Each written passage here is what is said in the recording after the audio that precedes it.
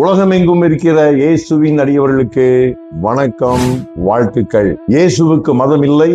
இயேசு ஒரு மதத்தை நிறுவவும் வரவில்லை. அதுவல்ல அவர் வருகையின் நோக்கம்.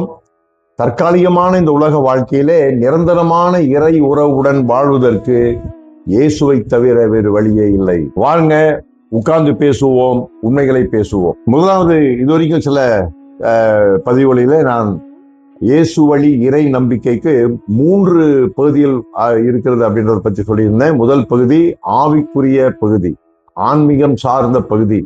2வது பகுதி அறிவை சார்ந்த பகுதி. அதைத்தான் இப்ப நாம பார்த்து கொண்டிருக்கிறோம். 3வது வரலாறு சார்ந்த பகுதி, அது பின்னாடி நம்ம பார்ப்போம். இப்போ அறிவு சார்ந்த பகுதி குறித்து நம்ம பேசி கொண்டிருக்கிறோம். சரிங்களா? இதற்கு தான் நான் சொல்லியிருந்தேன், முந்தின பதிவில் சொல்லியிருந்தேன், பைபிள். இந்த அறிவு சார்ந்த பகுதிக்கு பைபிள் மையமாக இருக்கிறது. சரிங்களா? ஏன் இந்த பைபிள், ஏன் இந்த திருமறை? ஏனென்றால் இயேசு வழி இறை நம்பிக்கை என்பது இயேசுவை மையமாக கொண்டது. இயேசு யார்? அகில உலகத்தையும் படைத்து ஆண்டு வருகிற, பராமரித்து வருகின்ற, எங்கும் இருக்கின்ற, எல்லாம் அறிந்த, எல்லாம் அல்ல ஒரே இறைவனினுடைய ஒரு அவதாரம். இல்லைங்களா? ஆகவே இந்த அவதாரமாகிய இயேசு கிறிஸ்துவினுடைய பணியிலே, அவருடைய வார்த்தையிலே, அவர் மேலே நம்பிக்கை வைத்து வாழ்வது இயேசு வழி இறை நம்பிக்கை அப்படின்றத நான் விளக்கம் கொடுத்துட்டு இருந்தேன்.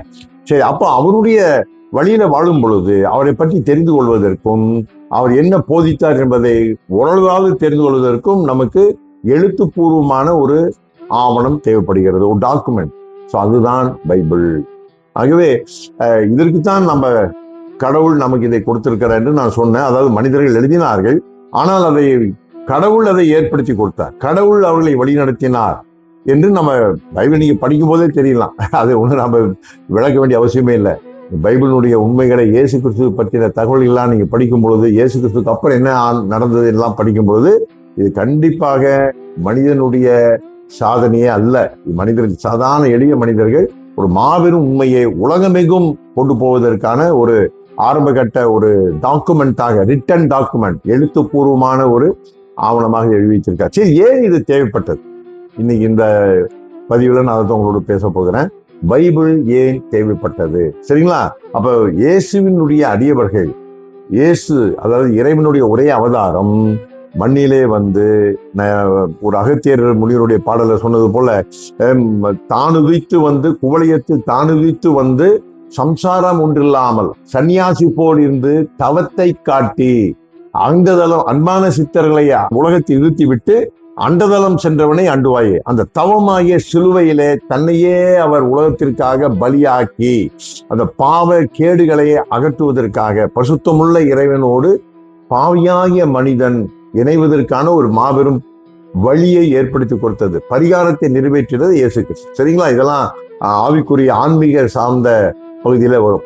ஆக இதை குறித்ததான தெளிவுகள், இதை குறித்ததான தகவல்கள், செய்திகள் பர்மனண்டா இருக்கணும் என்பதற்காகத்தான் எழுதப்பட்டது. இதையெல்லாம் அடியவர்கள், அதாவது ஏற்கனவே இயேசு கிறிஸ்துவுக்கு ஒரு 20 வருடத்துக்கு அப்புறம் தான் பவுல் என்கின்ற இயேசுவினுடைய அடியவர், அவர் இயேசுவை பார்த்ததில்லை, ஆனா இயேசுவால் பின்னாடி சந்திக்கப்பட்டு மனமாறினவர், இயேசுவை விரோதித்தவர், இயேசுவுக்கு விரோதமாக செயல்பட்டவர், இயேசுவின் அடியவர்களை அடித்து துன்புறுத்தி இந்த இயேசு இயக்கத்தை ஒழித்து விட வேண்டும் என்று செயல்பட்டவர்.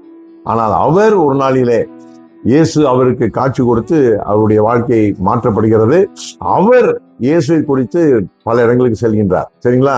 ஆசியா கண்டத்துக்கு அவர் தான் முதலாக இயேசுவை பற்றின செய்தியை கொண்டு வருகிறார். ஐரோப்பா கண்டத்துக்கு போய் அவர் சொல்கிறார். இப்படிப்பட்ட பெரும்படி செய்தவர். அவர் 20 வருடத்திற்கு பின்பு தன்னுடைய அந்த எண்ணங்களை, கருத்துக்களை எல்லாம் எழுதி வைக்கிறார். இயேசு கிறிஸ்து யார், இயேசு கிறிஸ்துனுடைய அடியவர்கள் எப்படி வாழ வேண்டும், இதெல்லாம் எழுதுகிறார். இதுக்கு அப்புறம்தான் வாழ்க்கையே எழுதப்படுகிறது. சரிங்களா?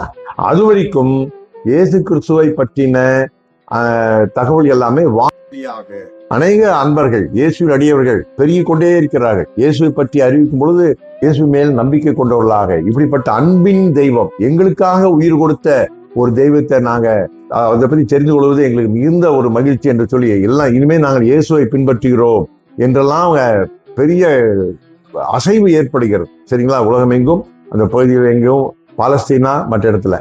இப்படி வாய்வழி தான் அவங்க வாழ்ந்து காட்டினார்கள்.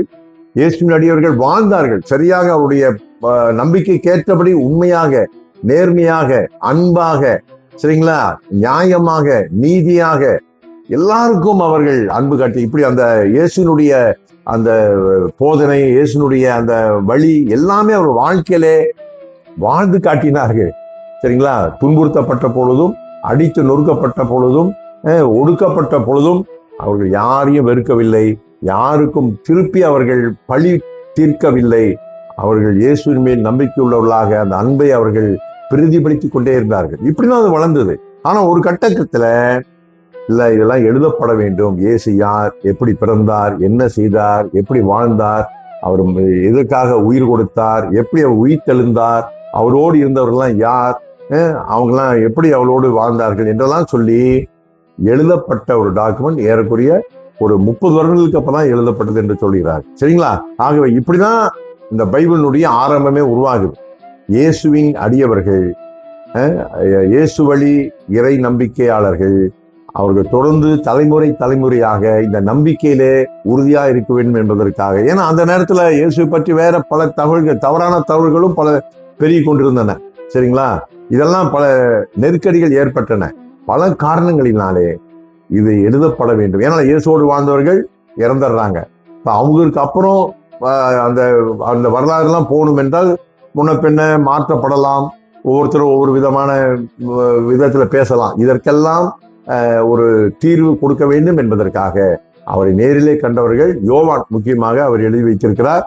மார்க் என்பவர், பேதுரு என்ற ஒரு சீடரை பத்தி நீங்க கேள்விப்பட்டிருப்பீங்க. அவரோடு வாழ்ந்தவர் மார்க். அவர்தான் முதலாவதாக இயேசுவை பற்றி எழுதினார் என்ற ஒரு தகவல் இருக்கிறது. அப்புறம் மத்தேயு, லூக்கா, இப்படி இயேசுவை பற்றின உண்மைகள் எல்லாம் இவர் எழுதி வைத்தார்கள். இவர்கள் பற்றி ஒரு சில கருத்துக்களை நான் அடுத்த பதிவில் சொல்கிறேன். வணக்கம், வாழ்த்துக்கள்.